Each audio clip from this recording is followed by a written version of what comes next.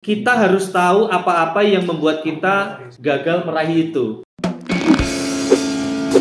Open mind and action. Terus gimana caranya? Puasa dopamin. Ada dopamin detox. Ya udah, kamu canangkan untuk scrolling cuma boleh malam doang 2 jam, 1 jam. Kurang. Karena kalau kita nggak tulis 2 jam, jadinya 6 jam, jadinya 4 jam. Tahu-tahu jam 2 pagi, astagfirullah, tidur. Itu level pertamanya. Jadi setelah punya goal, pengen kaya. Tapi ya kaya itu seperti apa? 10 juta per bulan. Kapan? 10 tahun lagi, misal gitu ya. Atau 5 tahun lagi, 10 juta per bulan itu. 5 tahun lagi. Ya udah, kita harus tahu apa-apa yang membuat kita gagal meraih itu. Apa ya tadi, scrolling kepanjangan, terus nongkrong terlalu sering, nonton drakor kelamaan, nonton drakor kebanyakan, gitu-gitu kan. Bukan dilarang 100%, karena bagaimanapun juga itu bukanlah hal yang haram ya. Tapi kalau mau puasa 1 minggu aja nggak scrolling, coba. Nah, memang berat, tapi coba enak banget rasanya. Nanti kudet, coach. Enggak. Aku punya tim untuk ngasih informasi yang terpilih. Kita nggak punya tim. Ya kamu nyuruh temennya, tinggal yang lagi update apa gitu doang, udah selesai. Sesimpel itu. Makanya aku juga kudet. Aku kalau ngobrol di tongkrongan gitu ya, ngopi sama teman-teman pengusaha gitu, wih itu sih ini bahas apaan sih itu bro? Itu ya Allah, masa nggak tahu saudara, aku nggak tahu. Padahal aku konten ya, nggak tahu loh informasi update. Kenapa? Buka sosmed untuk ngupload, bukan buat scroll. Itu pun dibantuin nguploadnya kadang. Saking nggak sempetnya ya yang ngupload orang lain. Nah, jadi coba cari hal-hal yang kamu tidak mau lakukan. Yang sebenarnya tidak mau ini bukan berarti tidak suka ya. Kalian justru suka ini. Banyak membuat kita tertunda goal kita. Jadi jangan cuma punya goal, tapi punya sesuatu yang harus dihindari juga. Makanya Al-Quran itu isinya halal haram teman-teman. Kalau istilah ininya ya do and don't. Do and don't. Yang harus dilakukan dan yang tidak boleh gitu. Yang jangan. Kata siapa? Jangan berkata jangan. Boleh yang bilang jangan itu. Persis seperti para penambang berlian. Penambang berlian itu tahu nggak berliannya ada di mana? Enggak. Kalau dia tahu udah kaya raya. Di sini, jangan di situ, di situ nggak ada. Di sini aja pasti ada. Pernah gitu? Nggak tahu. Dia cuma memperkirakan. Yang paling banyak biasanya deket-deket gunung-gunung vulkanik. Mereka pakai alat gitu-gitu. Itu pun pakai pendekatan. Nggak langsung ketemu kan? Terus gimana caranya nemuin? Dia hanya perlu tahu yang berlian mana menjadi goal saya itu kan, dan yang bukan berlian yang mana yang tidak menjadi goal saya. Yang bukan berlian, pemandangan indah. Bisa loh mereka terenaan, dulu dah keren cuy.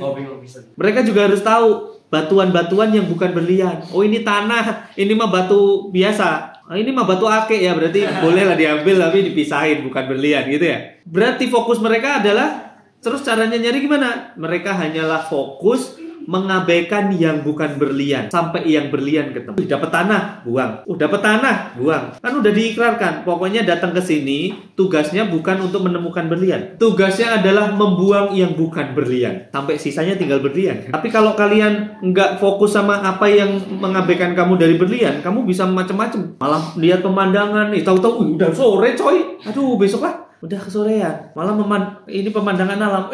Ada misal dia suka burung gitu ya. Ada ayam hutan boy, dikejar malah berburu.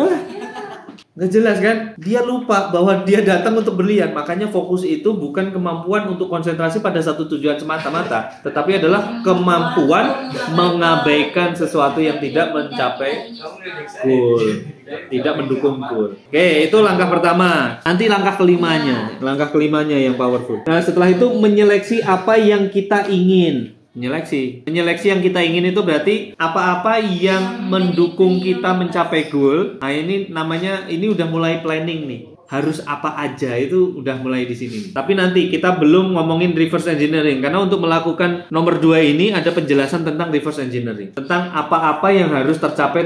Jadi goal-goal kecil apa yang mencapai goal besar itu. Nah, untuk mencapai goal kecil itu harus ngapain gitu. Kemarin udah tak jelasin ya. Untuk mencapai 10 juta itu butuh aset sekian banyak. Atau kemarin gimana? Untuk mencapai omset 10 juta. Omset biar gampang 100 juta aja ya. Oke. 100 juta per bulan. Butuh apa? Berarti ini bisa dipecah enggak? Bisa, karena kita produknya, profitnya adalah 100.000 atau 1 juta biar gampang ya. 1 juta, profit produk kita 1 juta teman-teman. Ini atau komisi kita lah ya. Komisi kita 1 juta. Gimana caranya? Berarti kalau 1 juta harus berapa unit atau berapa piece barang yang terjual? 100 kan? 100 piece. PCS 100 piece. Wah, kalau jualan sendiri capek. Gimana caranya ini biar dijual sama 100 marketing atau reseller? Berarti satu marketing hanya perlu menjual satu. Masing-masing jual 1 piece. Langsung kali 1 juta. 100 juta. Tapi emang kalau kita punya marketing 100 pasti jualan semua? Enggak. Berarti biasanya yang aktif jualan tuh berapa sih? 10%. Anggap aja 10%, itu pahit-pahitnya 10%. Berarti harus punya 1.000 orang. 1.000 orang reseller. Setidak-tidaknya 100-nya aktif jualan. Berarti target pertama adalah, berarti ini kan goal besarnya ini. Iya. Goal besar. Goal kecilnya B harus butuh 100 penjualan. Untuk mencapai 100 penjualan butuh 100 reseller aktif. Untuk mendapatkan 100 reseller aktif kita butuh 1.000 reseller total. Berarti ini namanya reverse engineering. Nah, baru prioritas-prioritas apa yang kita bisa lakukan untuk dapetin goal-goal kecil ini. Gimana caranya dapat 1.000 reseller? Promosi di TikTok, rekrut reseller sini, gabung ke Pasar Solusi Indonesia atau ke apa, terserah.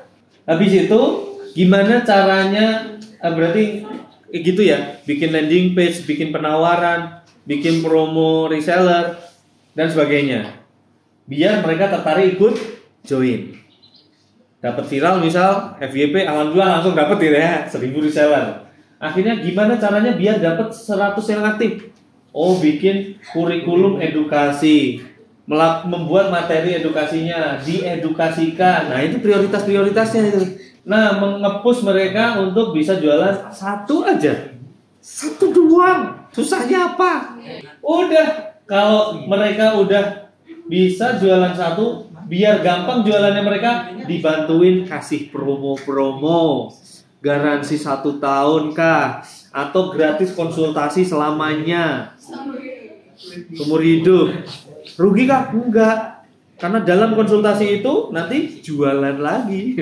Ibu kalau mau lebih optimal, jangan cuma pakai yang itu ibu. Ibu juga harus pakai tonernya. Ibu harus pakai essence-nya. Ibu harus pakai peelingnya. Wah, akhirnya beli macam-macam lagi. Itu adalah strategi setelahnya biar orang beli lagi. Gimana caranya pelanggan beli lagi, dan beli lagi. Sehingga 100 juta ini mudah dicapai di bulan-bulan berikutnya. Jadi kan ini, jadi untuk bikin yang nomor 2 itu adalah yaitu menyeleksi apa yang kita inginkan atau yang kita harus prioritaskan itu dari sini. Nah, nanti kita belajar namanya reverse engineering. Ini sebenarnya udah nih. Ini namanya reverse engineering nih.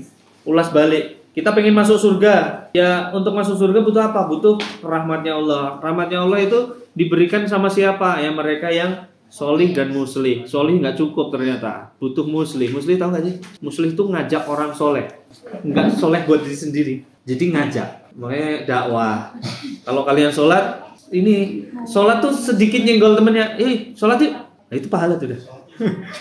Walaupun dia nggak ikut udah ada amalannya. Lumayan kan? Nah gitu. Langsung sholat. Belum. Sholat apa subuh? Udah punya goal. Terus sebelum kita tahu apa yang harus kita lakukan, malah kita harus tahu dulu apa yang harus tidak kita lakukan ya. Baru apa yang kita lakukan dicari. Nah, caranya begini. Caranya di reverse engineering dulu, lalu goal-goal kecilnya. Goal pertama dapat reseller pakai cara apa? Strateginya gimana? Ini juga ada strategi lagi kan, di reverse lagi kan. Jadi goal-goal kecil ini di reverse lagi nanti. Detailnya. Terus goal 2 baru deh, goal 3 gimana caranya? Goal 3. Ini 2. Nah, itu nanti insya Allah 100 juta lebih mudah tercapai.